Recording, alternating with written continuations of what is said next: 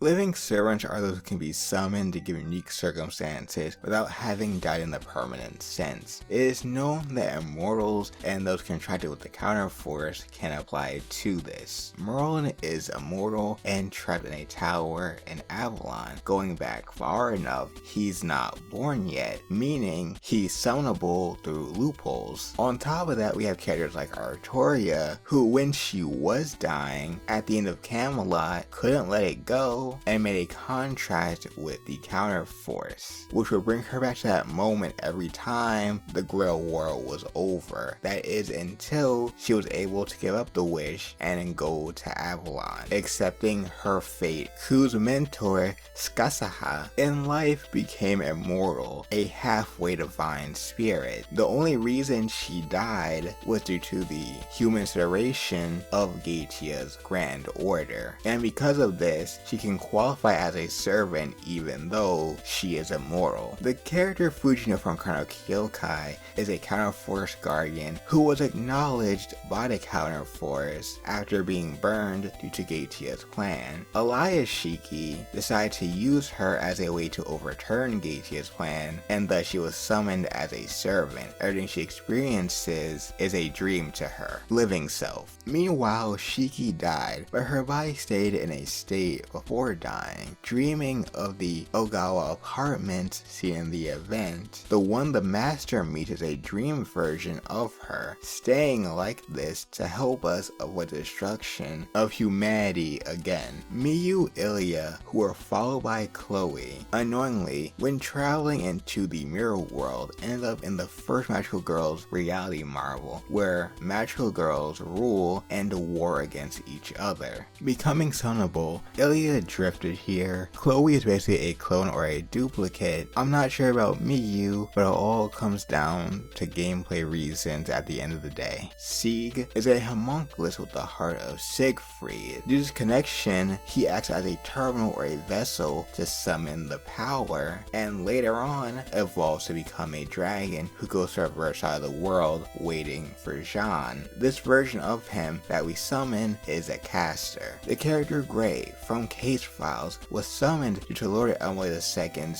noble phantasm, Chushibai, due to her connection to him. Due to her unique combat style and unique abilities, she qualifies as an assassin. And lastly, we have the character Erice, who's the most unique. She was born from the female servant Izanami and a human. She is called a semi or quasi servant, depending on where you look, which grants her the abilities and qualification to be a lancer, and later can change to being a avenger, likely due to the dread spirits that she wields. And I talk further about her in my video that you can see in the description or in the card above.